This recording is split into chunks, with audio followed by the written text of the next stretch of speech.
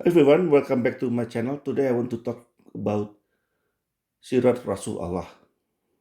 Sirat Rasul Allah, if you read so many stories, how you will see so many stories how Prophet Muhammad dealt with Jews. Usually, Prophet Muhammad ended up um, expel them and or kill them. This is from Sirat Rasul Allah by Ibn Ishaq.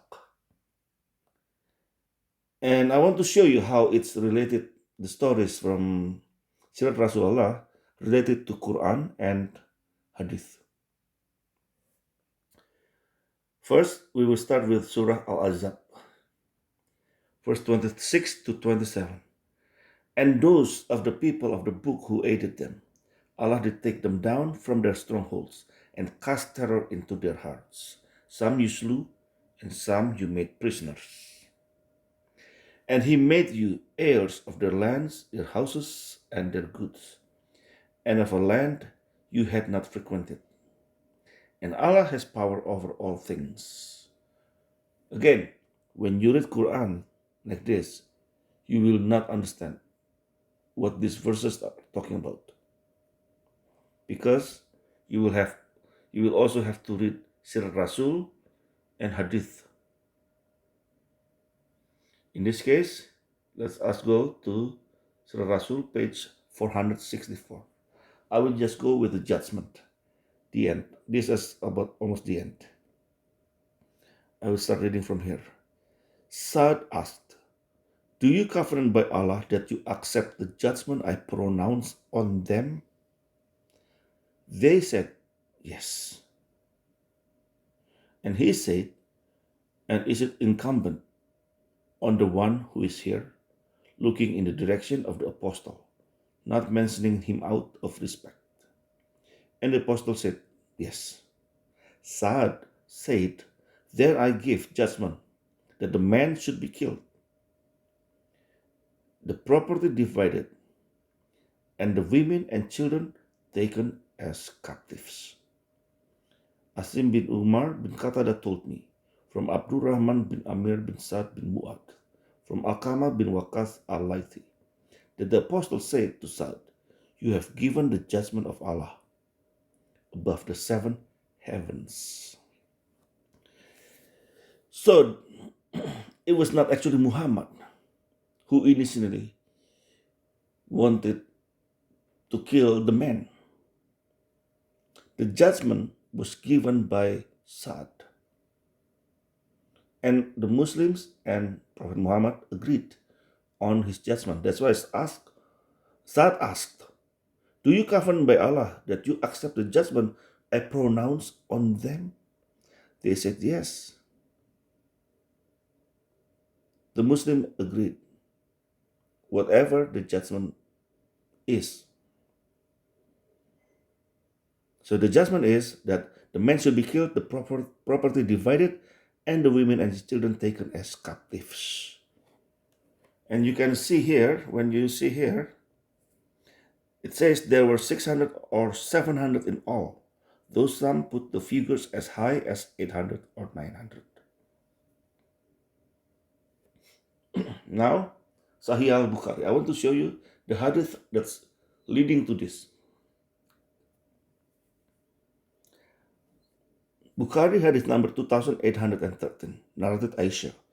When Allah's Messenger returned on the day of the battle of Al-Khandaq, he put down his arms and took a bath. Then Gabriel, whose head was covered with dust, came to him saying, you have put down your arms. By Allah, I have not put down my arms yet. Allah's Messenger said, where to go now? Gabriel said, this way, pointing towards the tribe of Bani Qurayza. So Allah's Messenger went out towards them. So, as you can see from this Bukari 28:13, Jibril was helping the Muslims fighting the non-Muslims at the Battle of Trench. When Muhammad thought it's all done, Jibril did not think so. Jibril still wanted to fight more. Yes, the angel Gabriel in Islam is very different compared to uh, the angel Gabriel in Bible. Very different.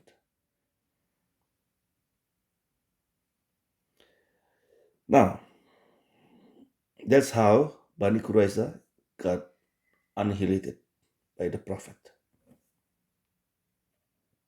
It was the angel who told him to fight them.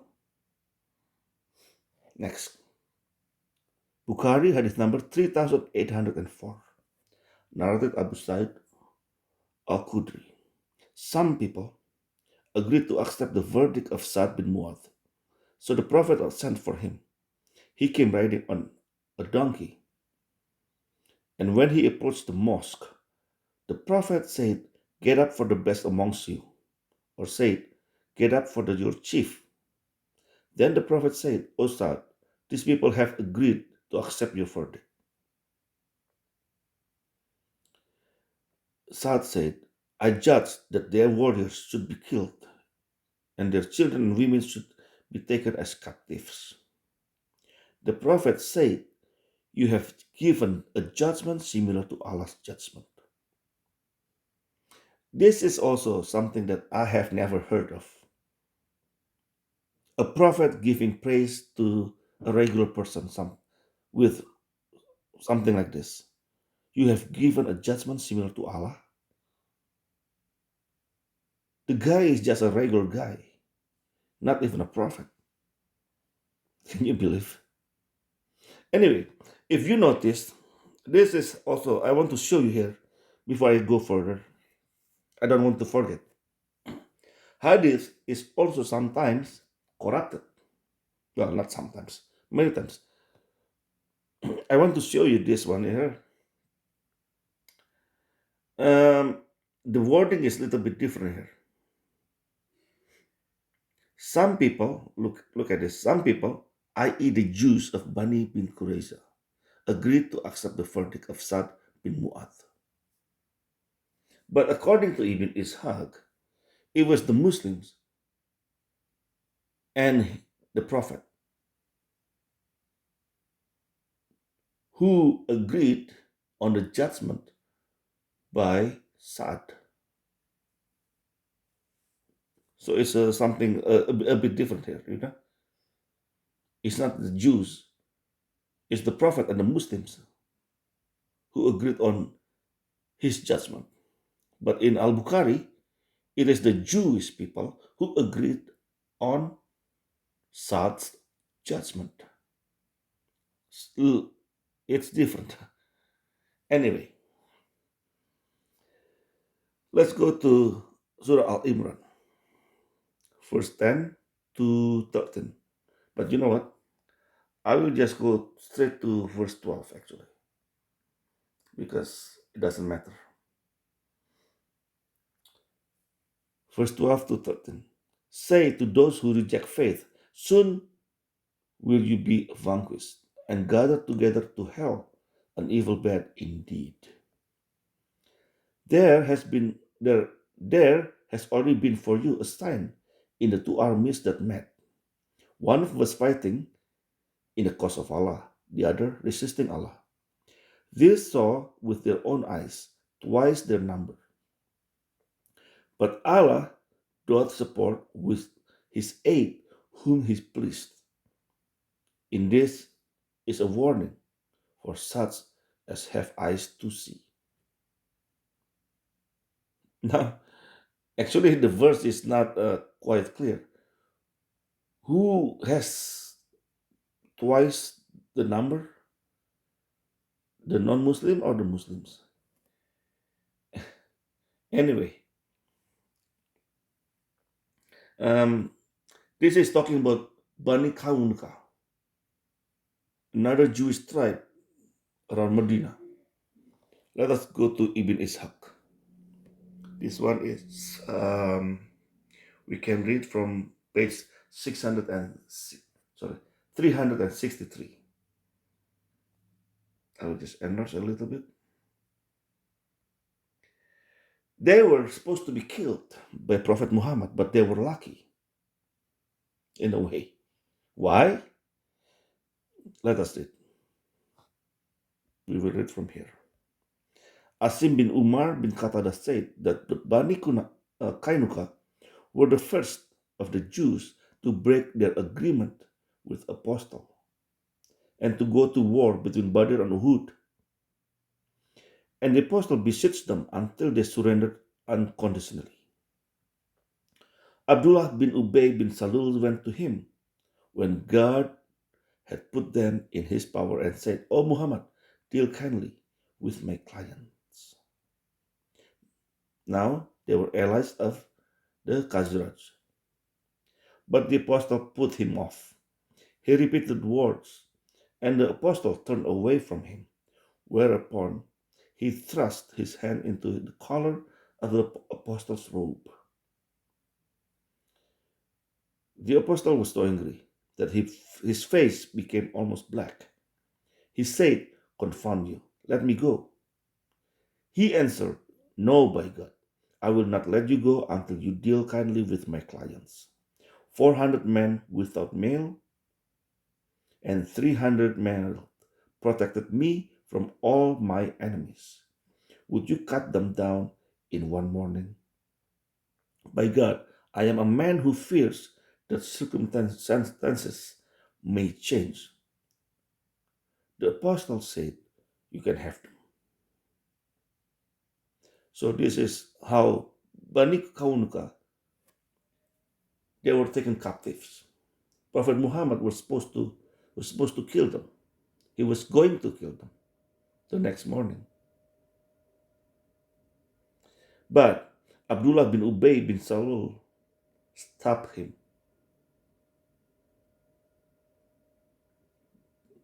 So that's how they got to live another day. They got expelled, but that's about it. Now we go to the next one. This one is Quran chapter 59, Al-Hashr.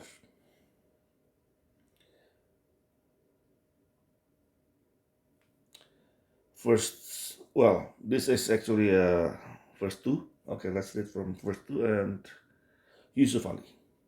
It is he who got out the unbelievers among the people of the book from their homes at the first gathering.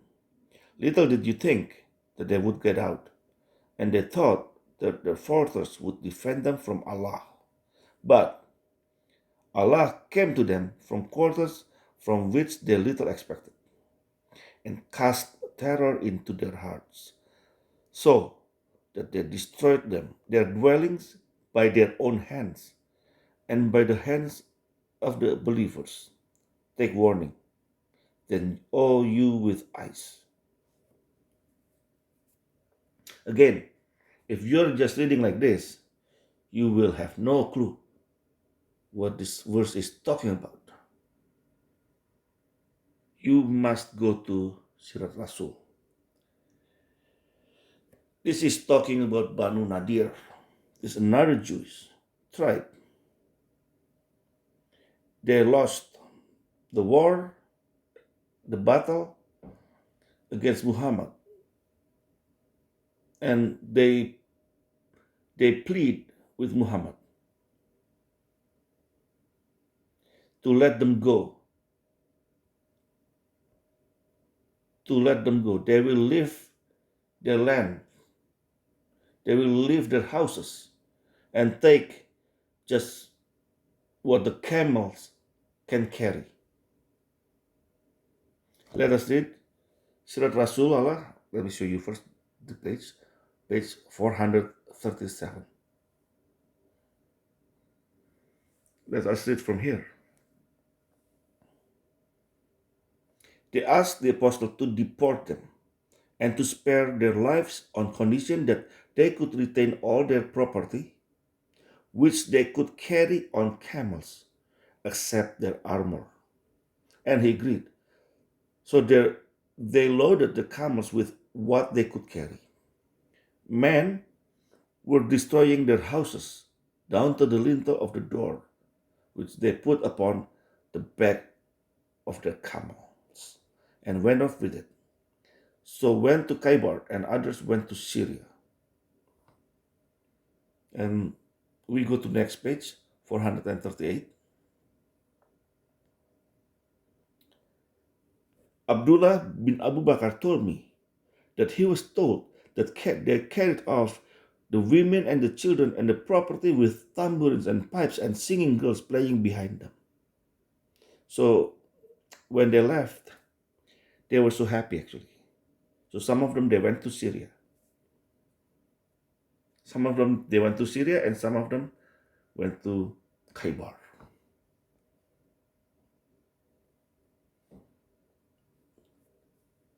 So in the old days, during the time of Prophet Muhammad, around Medinah alone, we could see three different Jewish tribes. Actually, there were more Jewish tribes. But this is, I believe one of them is also Bani Av, something like that. But not too much story with them. Mostly the story are with these three tribes, where they fight against Muhammad, together with the non-Muslims against Muhammad, and they got expelled and killed. Even after they surrendered, they got killed. Just the one like in Khaybar. So this is how Prophet Muhammad treated the Jews. And if you remember my videos about the Palestine, the hatred towards the Jew will never end, because it started from Prophet Muhammad himself. Anyway, that's all from me for tonight. I hope this Sirat Rasulullah also give you some more information regarding how the first Muslims behave. Thank you for listening and watching. Whether you're Muslim or pagan, a Buddhist or a Christian, a Jew or a Hindu, God bless you all. Have a nice life.